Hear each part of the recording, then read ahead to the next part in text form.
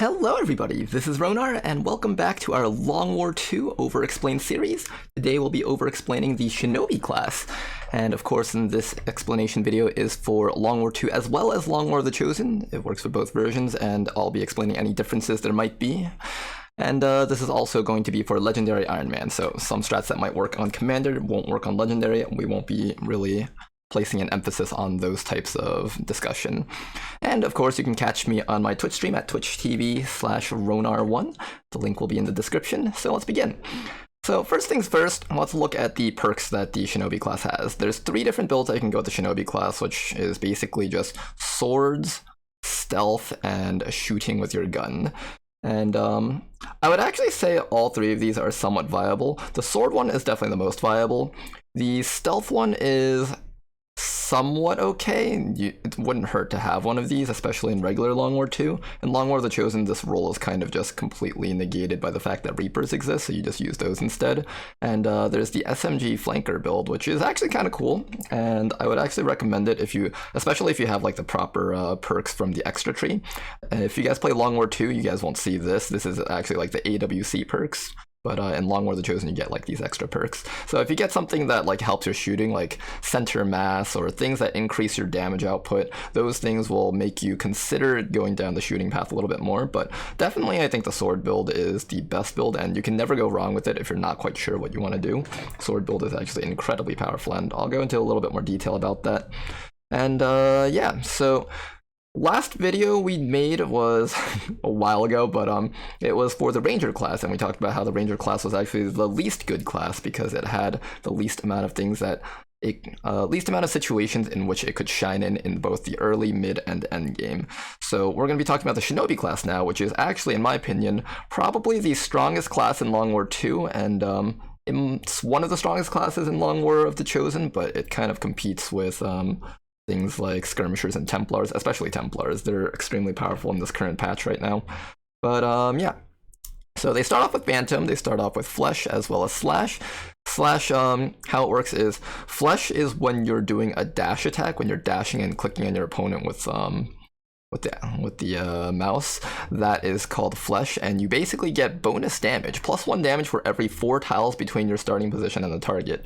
This is incredibly powerful, and Slash is just the base damage, so you can use Slash with one of your actions while standing next to an enemy, but you won't use this this doesn't have a dash move attached to it. You have to already be next to the enemies, but the benefit of Slash is that you can actually this takes up only 1 action, so if you're already next to an enemy at the start of your turn, or you just have extra actions available, you can actually slash twice.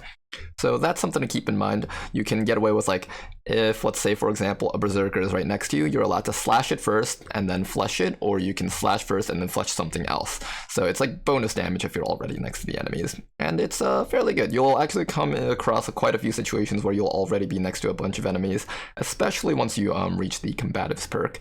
Now, Flesh is kind of what makes this entire build works, along with Blade Master, Cutthroat, Combatives, and Bladestorm. These are like the main perks that make the sword really work for the Shinobi class. Now, they come with, by default, an SMG and a sword. You're allowed to put a shotgun on them, you're allowed to put an assault rifle on them. I personally like the mobility on this class. I think mobility is a pretty big deal on this class, and giving them mobility allows them to reach their targets and kill them better. They come with a little bit of dodge, and they have pretty low growth for everything else. They also get a little bit of hack growth in case you want to use them as the objective getter, but for the most part, that's not a particularly big deal. Now, even though the SMG is their primary weapon and the sword is their secondary weapon, I'm pretty sure their secondary weapon is actually their primary weapon. They're going to be using their swords almost all the time, and the only time you won't be using your sword is because there's a Muton that you can't slash, so instead you're shooting him. And even with a Muton, you can actually find a way to deal with them. So why is this class the strongest class out of all the Long War II classes? Well, there's a couple of criteria that I go for this. Now, XCOM is a game that's about positioning and managing your RNG. So you take a position and you take shots at the enemies that are also in certain positions behind cover. And if you have a better position, either you're flanking them or they're in half cover, then you have higher chances to hit. And you manage that RNG and you decide what to do. You position to increase your RNG chances. Now, this is a class that bypasses all of that completely. Basically, you just point and click on them, and then you just hit them really hard with a sword that does absurd amounts of damage. And while that might sound trivial at first, you might think like, oh yeah, but we have grenades to do that. But grenades are also nerfed to heck in Long War 2, but also grenades are consumable based. This is a class that can repeatedly do this every single time. Now, not only that, their kit is overloaded, their sword kit is overloaded. They get the ability to counterattack enemies, they get the ability to pierce armor, they have the ability to essentially do multi-target attacks. They can hit multiple targets as long as you're next to all of them. And they also have a chain killing move right over here. They have repositioning, they have just everything. So, well, not everything, but they have a ton of stuff built into their kit. So let's go through each of these builds first. I'll go through the stealth build first, since that one I want to get out of the way right away. So you have Ghost Walker, and you have Covert. Covert reduces the enemy detection range, so however many red tiles the enemies will usually have in a radius around them, it's 25% smaller. Ghostwalker will make that even smaller, 25% extra. And combined with these two, this kind of makes the core of most stealth builds. And there's multiple reasons for building stealth builds. The most obvious one is spotting for your snipers, and in Long War 2, spotting for your snipers is a very big deal on bigger missions when you can't just charge into the enemies because you'll activate the rest of the map and they'll just shoot you to death. So in that sense, Shinobis have that extra bit of utility where they can spot for snipers because they get Phantom. Now, the drawback about the stealth build is, in Long War 2, I've never really needed to take Ghostwalker and Covert, or either of these for that matter, to spot for my snipers. But that requires a little bit of experience with the concealment system because it's quite janky. Like some things like peeking around a corner will get you revealed. Moving around a little bit too much will get you revealed. It's really janky, so a little bit of experience is required with that, but once you kind of understand how enemy red tiles work and how the UI can sometimes lie to you, stuff like that, and you know to keep your distance, it becomes a lot easier to spot with your Shinobis, and you definitely don't need to take these perks, so you can just take like a full sword Shinobi and still do the same role. Now, they also come with Shadow Step, and in Long War 2, Shadow Step is largely worthless. You would mostly just use a Lightning Reflexes Assault to remove all the Overwatch, rather than just try to ignore like the Overwatch and like hit the one guy that's on Overwatch. So overall, I'd say Shadow Step is kind of weak in Long War 2. Now, in Long War the Chosen, it's completely different. Now, in Long War 2, Archons and, what was the other class? Archons and Advent Vanguards, the tier 3.5 units, are supposed to get Close Combat Specialist, which means any unit that enters, tries to move, or I think leave, and attack within a 4-tile radius around those units will automatically get Overwatched. And that's a big deal because those enemies do a ton of damage. And this applies to regular Archons, Great Archons, as well as Vanguards. And that was a thing in Long War 2 that didn't work. The Dark Event would happen, they'd get that ability, and it would be permanent, but it wouldn't, like, function at all for some reason, and that's why you wouldn't really need Shadow Step. You could just run up to those enemies and still kill them. In Long War the Chosen, that actually doesn't work, so if there's a Vanguard within the enemy team, you can't just run straight into them. There is actually some merit to Shadow Step being taken for Long War the Chosen, but for the most part, I'm going to have to say Combatives is a much better choice, and I'll be giving a really big breakdown on that because this is a very big perk, so that's something to keep in mind, but it can see some merit. Over here you got Shadow Strike. If you're in concealment and you shoot, then you'll get extra crit chance as well as extra hit chance, up to 50, and that's actually pretty big. It used to be extremely overpowered when it was able to work with Face Off. What you would do is you would take like Face Off, you'd find a person with Shadow Strike, and you'd be able to hit the entire map for 100% crit and accuracy, and it was absolutely insane. But I actually have a clip of that from my stream somewhere on my YouTube channel if you guys want to look around for that. But yeah, it was incredibly overpowered. You could just, like, because your pistol had infinite ammo, you'd basically just remove the entire map. Like, you would just, at the start of a battle, you would try to reveal as many enemies as possible. You'd reveal like 20 enemies at once, and then you just hit Face Off, and then everything on the map just dies, and it was pretty funny. Then you have Hunter's Instinct. Now this is a perk that makes anything revolving around a gun work. So ranged attacks against flanked enemies deal +2 damage. Now when it says ranged attack, it doesn't mean that you have to be far away from them. You can be right next to them with your SMG and it would still work. And this also applies to pistols too. And as I've said before in the past, damage enhancing perks that give you flat damage are really good when you shoot multiple times.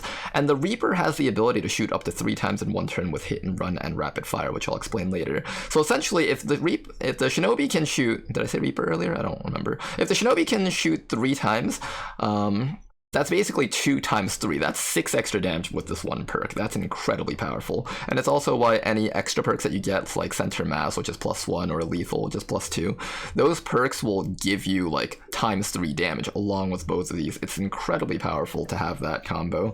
And it's even more powerful if you decide to build it with a pistol.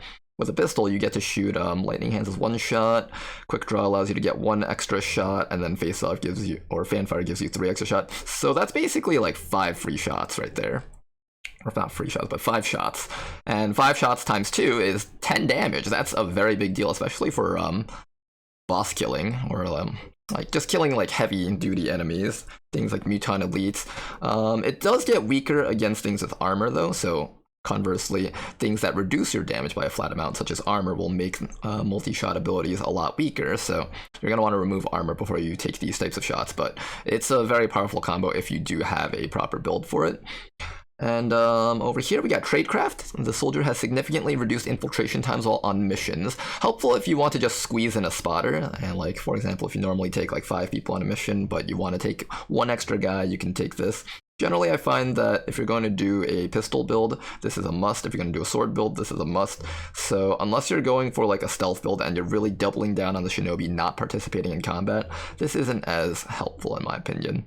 Then finally you got Conceal over here. This perk allows you to go back into concealment, perfect for the spotter build, not as useful for other builds. It's still fine, like being able to re-stealth with your Shinobi so you can set up another Shadow Strike with maybe your pistols is cool, but since Shadow Strike was nerfed to not allow you to use face-off with it, it's become a little bit less useful. So for the most part, I wouldn't use this for combat, or at least I wouldn't use it with combat in mind. I'd probably take rapid fire unless I was going pistols. Now let's go talk about the shooting build. The shooting build, there's 2 ways to go about it. You can do a shooting build with a regular gun, or you can do a shooting build with your pistols. Now, in Long War 2, pistols are trained up through the AWC, so if you have the time for it, you would take all the pistol perks. In Long War of the Chosen, these require AP, and quite a bit actually. If you calculate everything together, that's like 50, you don't take this, 65, 80, 85, it's quite a bit. So for the most part, this is something that you would take if you have the extra ability points, or if you're not like stacking ability point skills on another unit. But so there's 2 ways to go about this, and we'll talk about them. So for a shooting build, you get Lone Wolf, which is kind of interesting, +10 aim and +10 defense when you're 7 or more tiles distant from an ally. Now, I think I've talked about this perk a little bit in the past before, especially on my stream, but I generally don't like it. When I'm forced to have a unit standing away from my teammates, it's kind of troublesome, and generally you want your teammates to kind of stand closer together so you're revealing less of the fog of war and less likely to activate more enemies. It's very finicky when you have to like specifically position in mind with this person. Now, it's a little bit less bad on the Shinobi because the Shinobi tends to be in the enemy team, and there's usually most of your units won't be in the enemy team, so that kind of helps it out a little bit. But for the most part, it's kind of if you're going to go for the SMG build, or the not SMG build, just a shooter build in general, I still would prefer this, but this isn't like the worst choice ever actually. It's completely viable still. Now over here you get access to Executioner, which helps out with the shooting build, but as I've said before, Combatives is so strong that I would say that it outshines even this perk over here. Over here we got Hard Target. It gives you up to 30 dodge based on how many enemies you see. So essentially this is giving you stats when the situation matters, like when it matters to have those stats. And 30 dodge is actually not very little, it's actually quite a bit. So when you do get hit, there's a 30% chance that that hit is downgraded. Whether if it was a crit, it's downgraded to a regular hit. If it's a regular hit, it's downgraded to a graze. And if it was already a graze, then there's a 30% chance that it just becomes a miss. And that's actually quite nice, actually. That's like 1 in 3 chance of that happening, which is pretty helpful. I would say if you're going to go with a shooter build, this is a pretty solid option. You could also go with this if you're taking some of your sword perks with the shooting build, which is actually somewhat viable. It's actually quite viable. So that's something else to keep in mind. After that, you get access to low profile. If this is very similar to the idea of this one, where it's like if you're not going to take too many sword builds on your shooting build, then low profile is a perfectly fine choice. If you want to quantify how good low profile is, basically you look at the maps that you've played on, and instead of being, if you're in a situation that requires you to be in full cover to be safe, then imagine, try to imagine a green light on top of all the spots that have full cover in your mind. Then imagine all the spots that were previously half cover are also green lights. So it's basically opening up the map for your Shinobi as a position. And generally how defense works is, it's not going to help you reduce damage from the enemies, because generally when you're in a better when you're in better cover, the enemies will choose to shoot at someone else who's easier to hit. So this is essentially redirecting fire on someone else that's in half cover, which is especially good if you have like a designated tank or something. So that's something to keep in mind. After that, you get access to Evasive. There's a lot of defensive perks over here, and it's actually quite viable to just take like one of these somewhere around here. But yeah, Evasive, you start each mission with 100 bonus dodge, and as soon as you take the first instance of damage, this gets removed. This is actually quite interesting, because 100% dodge means any graze will automatically miss.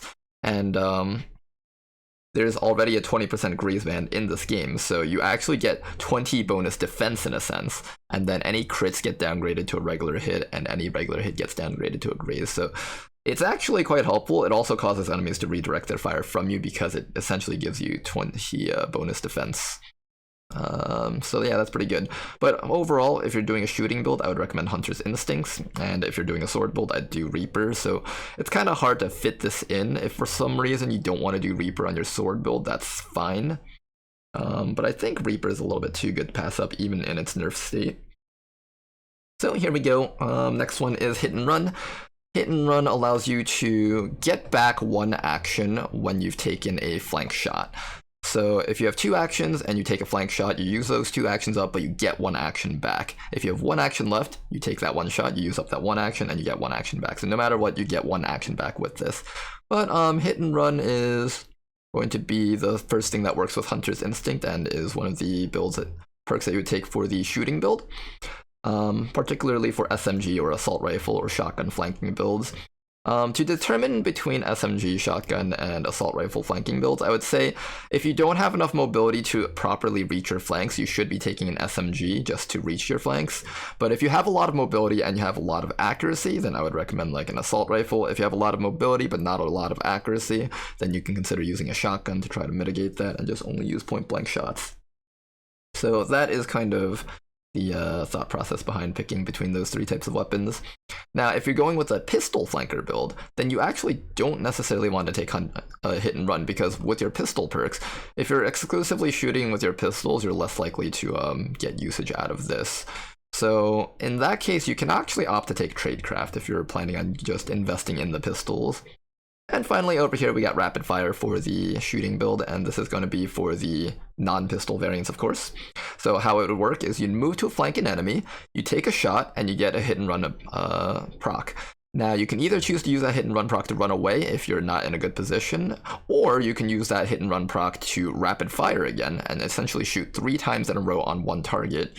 Proc Hunter's Instinct 3 times, as well as any extra abilities that you might have 3 times, and that's incredibly powerful. It also works well with ammunition, so things like ammo that gives you bonus damage against flank targets, or just flankable targets. So blue screen rounds work slightly less well, because with blue screen rounds you can't hit and run, but it does work well as a pistol build. But yeah, any ammunition that increases your damage will also work really well with these builds. So overall, I tend to really focus on this build if I have a person whose stats are perfect for this, if I have a person who has perks in the extra tree that increase their damage. Now, this build is nice, but it's got a bit of an issue with the early game, where these perks aren't particularly strong in the early game. Just having an assault rifle on your Shinobi just makes them into like a slightly higher statted rookie with an assault rifle. If you just take these perks, they end up becoming like a higher statted rookie that's allowed to hold a shotgun, in a sense, by having all these perks. Because most of these shooting perks just really enhance your stats, they don't really give you anything else, which is why I opt to take the sword build for the early game, just to fix up their early game issues. And if you do that, this can actually be a fairly solid build. I'd say this is a little bit weaker than the sword build, but still not too bad.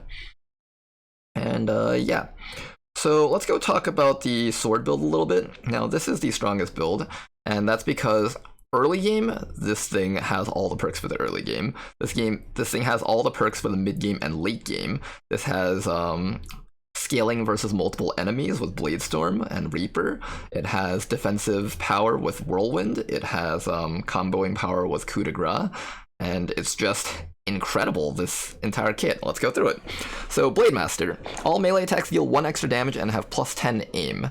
Now, that's a big deal because when you're starting off the game, your guys generally have 70, 60 accuracy. It's pretty low, even with the plus, I think it was 20 or 30 accuracy from using a sword.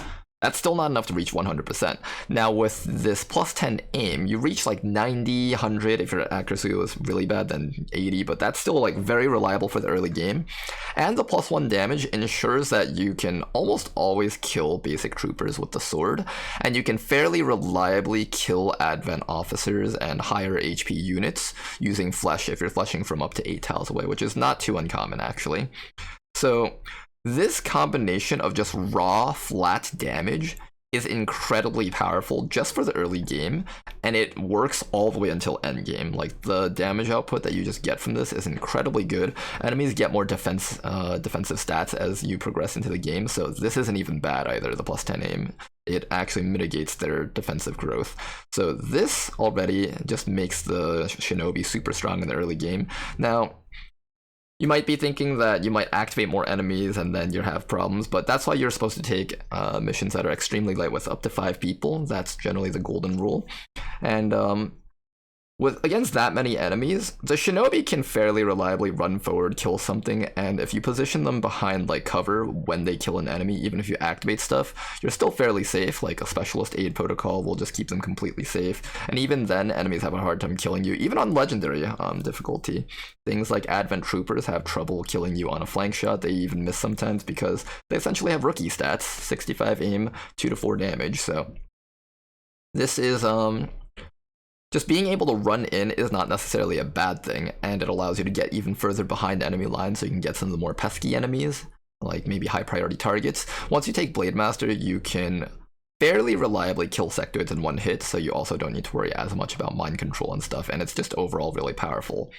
Now, once you reach Corporal, this is where they hit another power spike. And as you can see here, just about every rank for them is a power spike. This one's not, but this one kind of is a power spike. This is a power spike. This is kind of a power spike, actually, and this one's actually one of the less strong perks that they can get, but still, like, a bunch of these perk levels are power spikes for the Shinobi, which is actually incredibly crazy. But not only that, tech-wise, they also power spike, which I'll talk about later. Now, Combatives. This perk is a little bit strange. I'll talk about it for you guys. So, first of all, you gain 10 dodge, just flat 10 dodge onto your dodge stat. Now, it says you are very likely to parry the first melee attack against you in a turn and counterattack with your melee weapon. Now, what does that mean? How does this work? Well, your counter chance is calculated like this. The first melee attack against you in a turn, you will get plus 90 invisible dodge. Like, it's not shown in calculations because you'll never actually see it pop up with perfect information and stuff like that. But you get 90 dodge. So essentially that plus this, you get 100 dodge. So you have 100 dodge against the enemies, and when the enemy attacks you with a melee attack, if you roll a dodge or a graze, then it turns into a counter attack. This also works with mutons. Mutons have like this ability that gives them some high amount of dodge chance against against your sword slashes against them, and when you roll a dodge, then they get to counterattack. So it's actually not impossible to hit a Muton with melee attack because of this rule. You have like a 30-ish% chance usually to hit a Muton with a melee attack, which is kind of interesting. If you're really desperate, that is a possibility. But yeah, so before, they could hit just about anything, except for Mutons. Mutons would counterattack them. Now, suddenly, you have a way of dealing with Mutons because well, let's first finish talking about how the counterattack mechanic works. So if you roll a dodge, it's a guaranteed counterattack. Now, you have 100 dodge, so shouldn't that be always a counterattack? You would hear people sometimes talking about why they won't necessarily get a guaranteed counterattack, and that is because when the enemy attacks you, a Muton has 10 crit chance, and if they roll the 10% chance that they crit, then your 100% dodge doesn't matter because that crit upgrades the dodge into a regular hit. So there's a chance that they can regular hit you, about a 10% chance. And that kind of hurts you a little bit because you can't break 100 dodge, basically. You can't get 110 dodge to counterattack. If the game caps you at 100 dodge, and once you're at 100 dodge, you can't get any more. Any extra dodge stat is wasted, so no matter what, the Mutons will have a 10% chance to crit you. Now, the way around this is to put a Nanoscale Vest on this unit. Now, if you guys don't know, Nanoscale Vest is a small item that you unlock with the Predator Armor research, so that's hybrid materials research, so you get this really early. Gives you plus 2 HP and reduces crit chance against you by 25. That is actually a very big deal, because now you negate the Muton's crit chance against you, and you have a 100% counterattack against that. This works on Mutons, this works on Berserkers, this works on Chrysalids, this works on Chrysalid Soldiers, Chrysalid Hive Queens, this works on Archons, every variation of Archon, Archon, a Great Archon, it works on Andromedons, and all of these enemies are guaranteed to attack you if you stand next to them. Stun Lancers are a little bit more finicky because they'll choose a random target, so it's a little bit more difficult to force a Stun Lancer into your guy. Generally, Stun Lancers will avoid the soldier because there's so much dodge stat that gets pumped into the soldier when they calculate a melee attack against it, so they'll almost always target something else, so that's not reliable against Stun Lancers. But, yeah, so there's a bunch of high priority, high threat enemies that are essentially dealt with using combatives.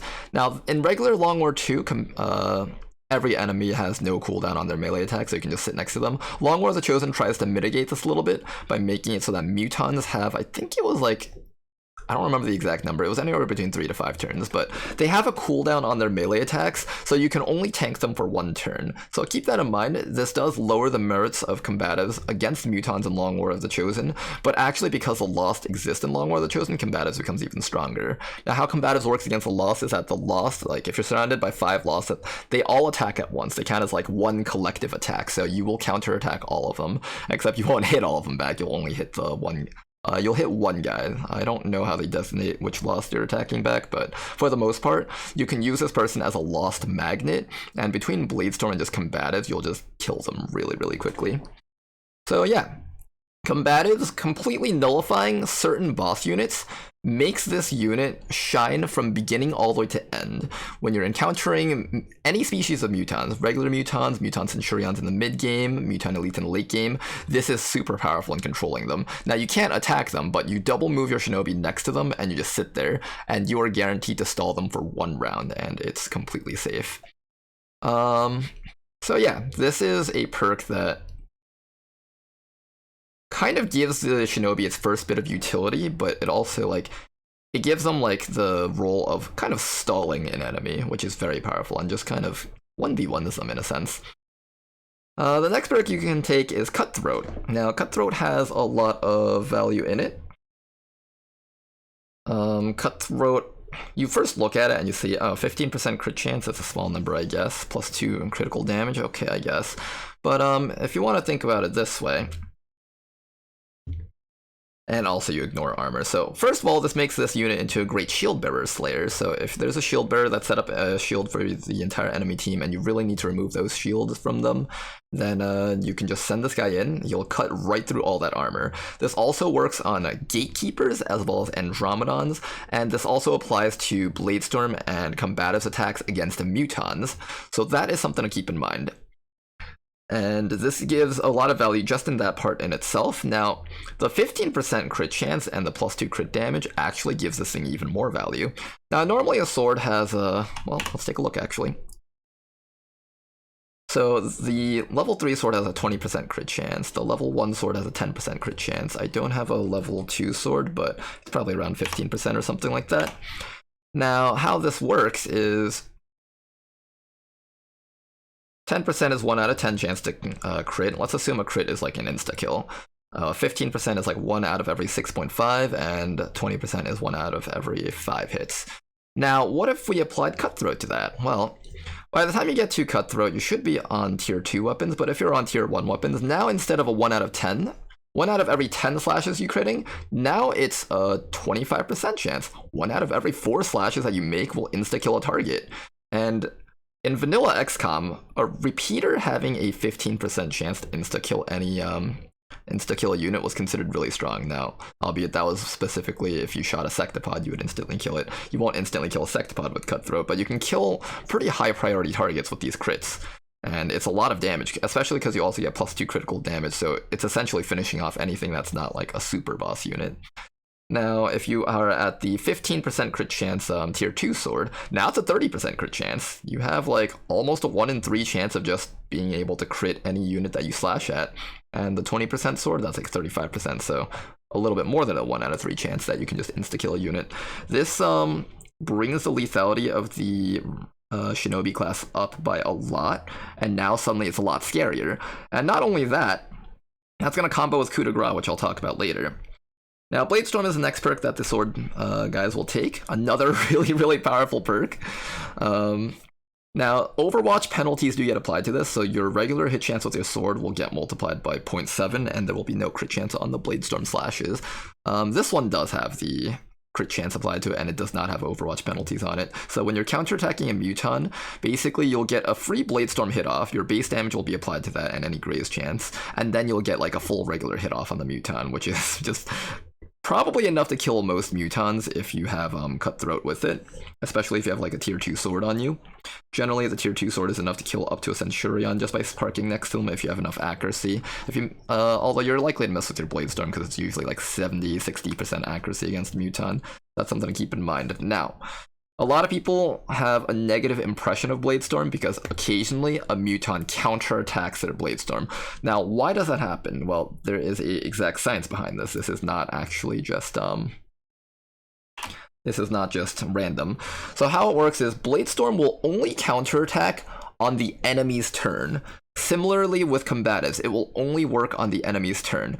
So if you walk up with your Shinobi and you happen to activate a pod of enemies like a Muton, and the Muton also happens to walk into you on your turn and you try to Bladestorm him on your turn, then he can counterattack that. It's very specific, but you can orchestrate your moves to not have that happen, so just be aware of that when you're using Bladestorm. Now, Bladestorm is a very powerful perk. Any perk that gives you free attacks for just being next to your enemies, so the Assault Close Combat Specialist, Bladestorm, that's incredibly good, because now instead of just doing a single hit, you multiply the number of hits that you can do on a turn based on how many enemies you can stand next to.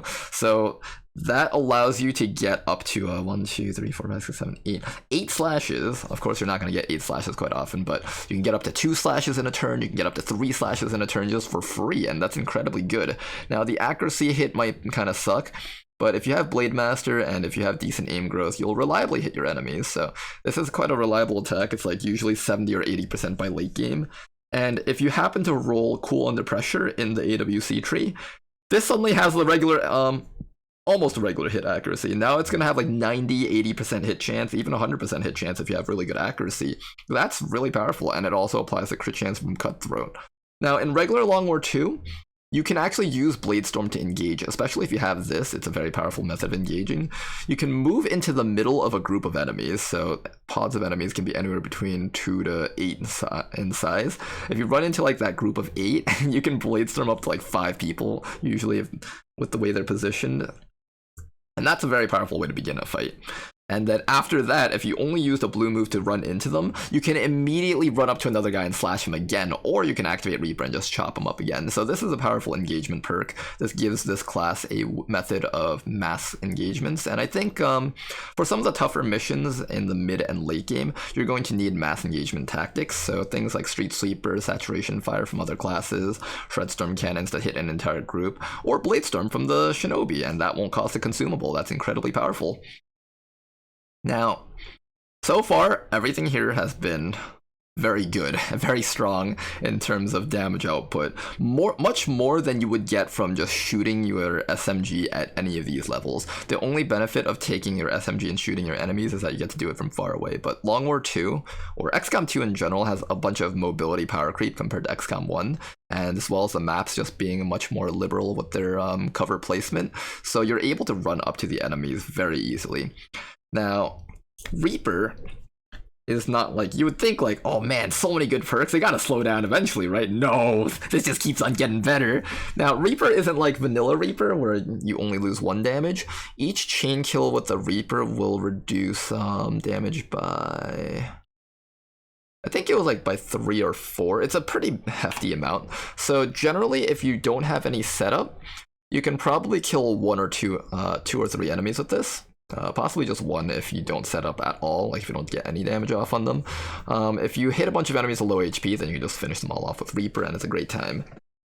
Now, Reaper, because it loses its damage really quickly, generally you'll only get 2 to 3 damage, 2 to 3 kills off, but because of Kudegra, you'll actually be able to get some really crazy chains, which I'll talk about a little bit later. But yeah, overall, just being able to remove enemies from the map, what can I say? That's really powerful. Now, normally when you calculate damage, we think of like, oh yeah, if there's a bunch of like enemies on low HP, you only have to deal 1 damage or 2 damage to finish them off. But in a sense, at that point, damage isn't what you're supposed to be calculating for. You're supposed to be calculating for action point usage. So if you have 5 enemies with 1 HP, that's almost just as bad as having 3 enemies with full HP, because 3 enemies with full HP you could probably take out with like 5 to 6 actions. 5 enemies with like 1 HP, you'd still need 5 actions to take care of them if you don't have any multi-hit perks. So perks like Reaper allow you to just kind of sweep those guys off the board, which is very powerful. Not much else to say about this. It's pretty self-explanatory. You get chains and stuff. It's pretty awesome. Now, Whirlwind is the next perk that the Shinobi gets, and this is actually a very powerful defensive perk. Now, how it works is, when you hit the enemy with your attack, you get a bonus move. So by this point in the game, you should usually have 100 or at least like 95, 90 accuracy against most enemies that you slash against. So for the most part, you're pretty much guaranteeing that Whirlwind works. Now, in the early game, when you chop an enemy and you activate a pod, it's fine because for the most part, most enemies in the early game are fairly weak and you can support your Shinobi pretty easily. In the late game, you have like these killer units like Andromedons, Mutant Elites, Advent Vanguards, Advent Shock Troopers, and they'll pretty much straight up kill your Shinobi in 2 hits if you're not careful. This is where Whirlwind comes in play. And what you're allowed to do with this is, you hit an enemy, you run back to safety. It's just another self-explanatory perk. It's actually kind of cool, actually. You just imagine like the Advent forces are like in the forest or in the city center somewhere, and then suddenly a guy comes out with a sword, chops him down, and suddenly disappears again into like behind a building or behind the trees somewhere, and then suddenly comes back out again. That's kind of what Whirlwind is, if you want to visualize it in your head in a cool way. But in terms of actual gameplay mechanics, it's very powerful. You run up to something, chop it, run back to safety, and essentially this turns your Reaper, or not Reaper, I called it Reaper again, your Shinobi into a ranged unit. You're essentially a ranged unit at that point. You take 1 move to run forward and kill something, and then you move back to safety, back into the cover that you were in. And now suddenly all the weaknesses of being a melee unit are kind of overcome by just this 1 perk. And now we've reached the final thing over here, which is Kudegra. This ties in the Reaper perk and works with Cutthroat to do some really cool combos. Now, how it works is you get a bonus to hit, damage, and critical chance with a melee weapon against a disoriented, stunned, or panicking enemy. And this gets stronger if they are, I believe the effects are stronger if between the different types of ailments. So bonuses are reduced against disoriented enemies. It seems like it's equal against stunned and panicked enemies. So basically, I think you get like, I won't say, I'm assuming you get like half the increases against a disoriented enemy, but against stunned and panicking enemies, it's incredibly powerful. Now, this makes the Reaper combo really well with a lot of other classes. So first of all, let's talk about the stats. Plus 50 aim means you're basically just not missing. There's just no way you'll ever miss with this. 50% crit chance comboed with Cutthroat. Now, as we talked about earlier, the Fusion Blade has 20% crit chance. Cutthroat gives it plus 15, so you have 35% crit chance. Plus this one, you have an 85% crit chance with the Shinobi. If you have a Psyoperative Mind Merge with this guy, if you have a Hollow Target Sniper, Hollow Target with the crit enhancing perk, or if you have an officer give the Get Some perk to this person, or if you manage to roll the aggression perk in the AWC, you will have 100% crit chance against everything that you attack. That is going to be insane, because now the issue with Reaper not dealing enough damage to kill more than 2 or 3 targets is completely overridden by the fact that you now just get a bunch of free damage. You get plus 2 damage, and you get the plus 2 crit damage from Cutthroat, so that's like 4 damage for free already, and that's like 1 extra Reaper chain out of that, plus the crit damage from every one of the chops, so that's like even more Reaper chains out of each of those crits. That's incredibly powerful, and you can combo that with the Shinobi to kind of clear an entire board. Now, what are classes that can activate this? So Kudegra, you need them to be disoriented, stunned, or panicking, and preferably you do it to a group of them, although if you need to like do it to a single target to like really just remove that guy from the map, that's also an option. So the first one that I want to talk about is the Psyop Class. The Psyop Class has Insanity. You cast Insanity, you have the chance to mind control, and if you get that, then that's great, but if you get the Disorient or the Panic, then you can just do a ton of damage with that. They also come with Void Rift. So if you have your Psyop use Void Rift on a group of enemies to engage with, they not only lose a bunch of life, you also inflict Rupture on them if you have the Schism perk. And then after that, you have a chance to cast Insanity on each target with your Void Rift, and that's just going to guarantee a kill on that entire group comboed with the Shinobi with Kudegra and Reaper. Other combos include the Grenadier class. The Grenadier class has things like Sting Grenades and all that other stuff, and if you set up a really powerful Volatile Mix Sting Grenade flashbang on a group of enemies, you can stun like half of them, disorient the other half, and just have your Shinobi go to town on those guys that way. And another method of doing this is actually going to be from the Technical's Concussion Rocket. The Concussion Rocket has a huge AoE and has a very high chance of stunning or just I think disorienting the targets also. I'm not quite sure. But yeah, you can just Concussion Rocket into a group of enemies. Your Shinobi runs in there. The plus 50% hit chance completely bypasses the smoke effect that the Concussion Rocket gives to the enemies. And you just kill them all. And now your Shinobi also comes with smoke. It's amazing. Just like that.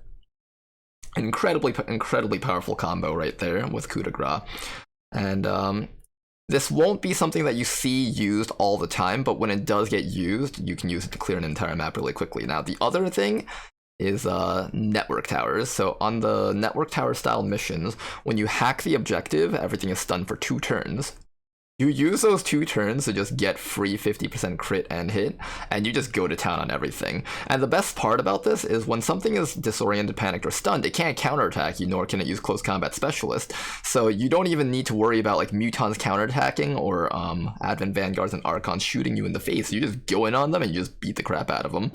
And it's incredibly powerful, and that's basically the sword build for Shinobi class, making it one of the strongest builds in the entire game. Strong in the early game with its high-powered single target damage, able to remove high-priority threats. Mid-game, able to handle Mutons as well as large groups of enemies, as well as like some multi-damage, while still retaining its ability to kill single targets very effectively with these 2 perks.